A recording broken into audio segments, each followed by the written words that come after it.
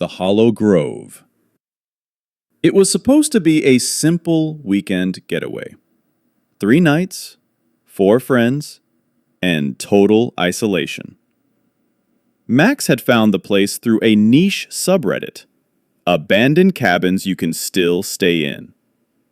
Most of the listings were jokes or horror bait, but this one had GPS coordinates, photos, and even one review from a user named Mauled in Michigan, who claimed you'll never sleep the same way again. Worth it. Max thought it was hilarious. It's a dumb internet legend, he said, grinning as he scrolled through the photos. A leaning log cabin swallowed in moss, tucked in a clearing somewhere deep in Michigan's Upper Peninsula.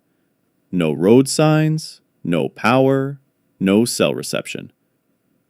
We'll bring firewood, beer, and flashlights, and maybe, if we're lucky, Sasquatch will eat Greg. Greg flipped him off. Only if it eats you first, dumbass. They left Detroit on Friday morning. Max drove, Greg rode shotgun. In the back seat, Heather and Liv passed around a thermos of coffee, already swapping ghost stories before they even reached the Mackinac Bridge. By the time they got to the Forest Service road, the sun had dipped low enough to bleed orange through the trees. The last mile had no road at all. Just a half-collapsed trail that Max's truck barely navigated without getting stuck. The cabin loomed ahead like something drawn in charcoal. Its roof sagged like a broken back. Windows shuttered with bark. A crude effigy of twigs and fur hung above the doorframe. Jesus, Heather said. That's not in the photos. It's probably some weird art project, Liv offered. She looked unconvinced. The door creaked open with little effort. The interior was dark and damp, but surprisingly clean. No graffiti, no broken furniture, just dust and silence. Max called it. This is the coolest place we've ever stayed. They built a fire in the old stone fireplace and passed around beers. Max told the story of the Hollow Grove, the supposed legend behind the cabin. A century ago, he said, a preacher went mad and murdered his congregation in the woods, claiming the trees whispered their sins. He built the cabin as a sanctuary from the voices, but he couldn't escape them.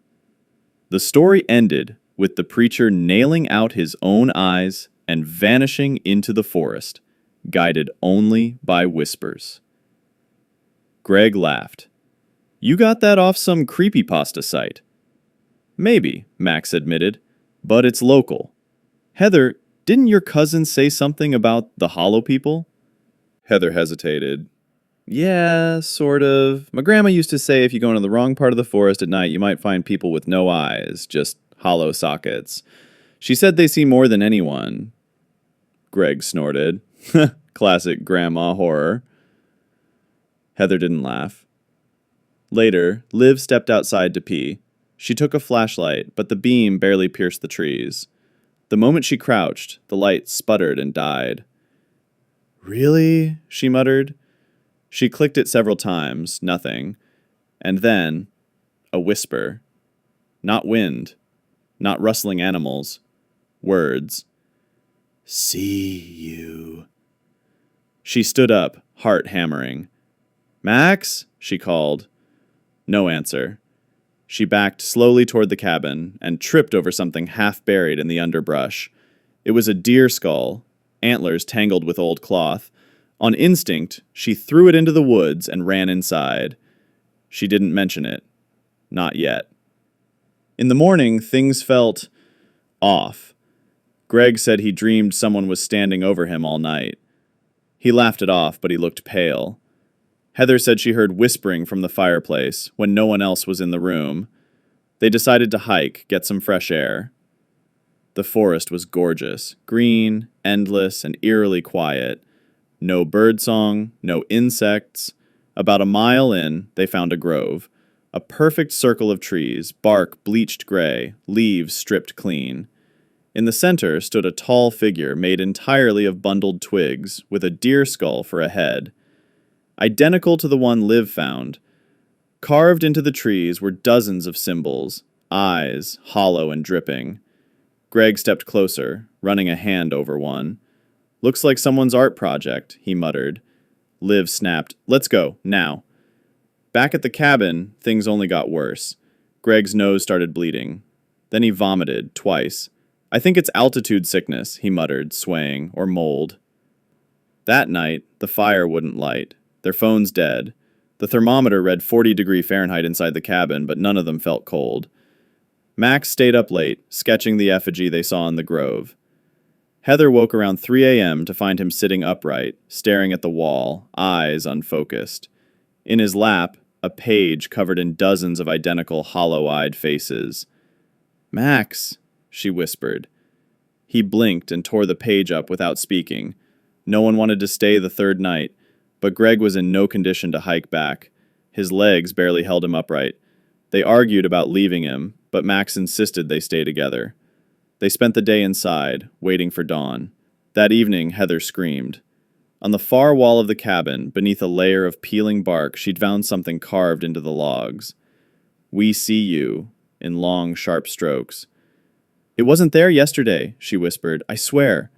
They boarded the door shut, sat in a circle with knives and makeshift torches. Outside, the wind picked up. But it wasn't wind. Whispers. Hundreds of them. Liv started crying. Max held her hand, but his was ice cold. Something heavy thudded on the roof. Greg started mumbling in his sleep, then jerking, like something was pulling at his limbs. Max raised the axe they'd found in the shed. "If something comes in," he whispered, "we aim for the eyes." Heather blinked. "They don't have eyes." At midnight, the door creaked. Not burst, just slowly open. No one had moved. The boards lay scattered on the floor, broken from the inside. Liv screamed. Shapes moved outside. Dozens of them. Pale, human-shaped figures. No faces, no eyes. Heather grabbed the lamp, swung it wildly, then froze. Max was gone. So was Greg. After Heather and Liv never spoke publicly about what happened. They were found 3 days later, barefoot and hysterical, wandering the edge of the state forest. Liv wouldn't stop whispering, "We see you, we see you, we see you," and had to be sedated. They said the others got lost, that they'd split up and couldn't find their way back. But Heather kept Max's sketchbook. Inside, pages and pages of hollow figures, whispering trees, and one final message scratched into the back cover. "It's not the forest that's haunted. It's what the forest lets in." 6 months later, a pair of amateur ghost hunters followed the same coordinates. They found the cabin. No furniture, no axe, no names carved anywhere. Only a single effigy hanging from the doorframe, made of twigs, cloth, and something that looked like human hair. They laughed, took selfies. They camped nearby, never even stepping inside. By morning, they were gone. Only their phones remained, dead, but still warm. All filled with dozens of identical photos taken sometime during the night, of the forest, of the doorframe, and of something standing among the trees, watching, with hollow eyes.